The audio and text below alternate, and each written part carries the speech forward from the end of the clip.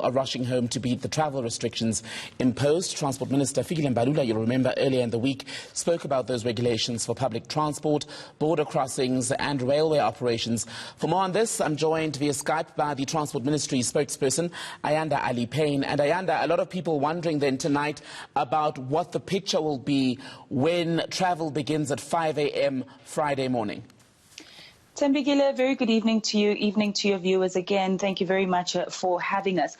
I think we need to separate this discussion between those who are using public transport, those who are using private vehicles.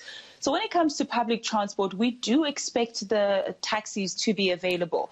So between 5 a.m. and 9 a.m., taxis will be transporting your essential services, such that we will have those cashiers that we need at the tills. We will have people who work in agriculture. We will have people who work in the health services.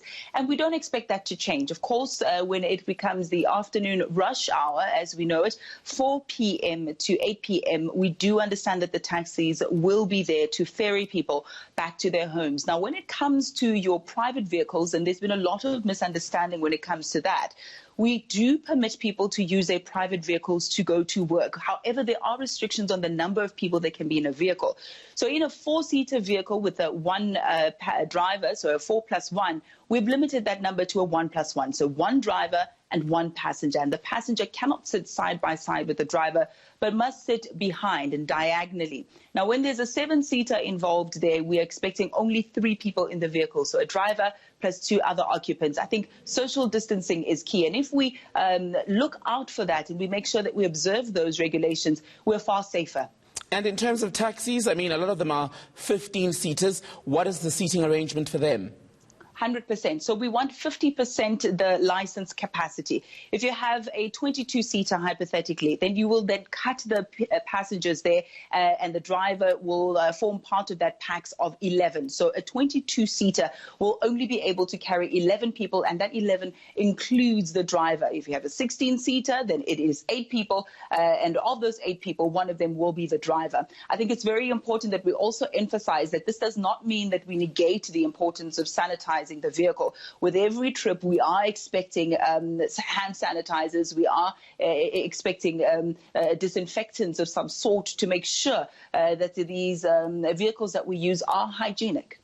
And just on that point, Ayanda, because when the regulations were published, one of the things you said was that each vehicle where the taxis are concerned would have to be cleansed or disinfected, as you will, after every trip. Who's going to be monitoring that that happens, given just the volumes of vehicles on the road?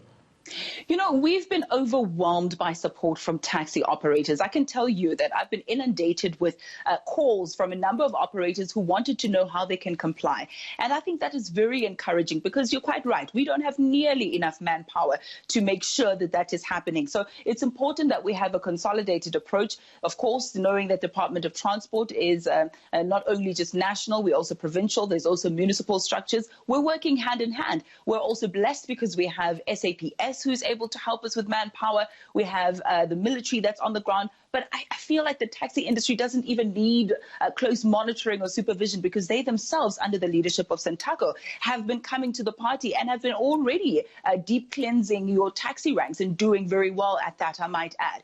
And so we are hoping that this multidisciplinary approach will make sure that at the end of the day, every single commuter, every single driver, operator, queue marshal, whoever is in this sector, will be looked after. And very quickly on taxis, because I want to talk about the other modes of public transport as well. You've now also said tonight that the Transport Department and Santaco have cleared the air over earlier reports that the Taxi Association had said that they will operate as normal, even though we're in lockdown from Friday.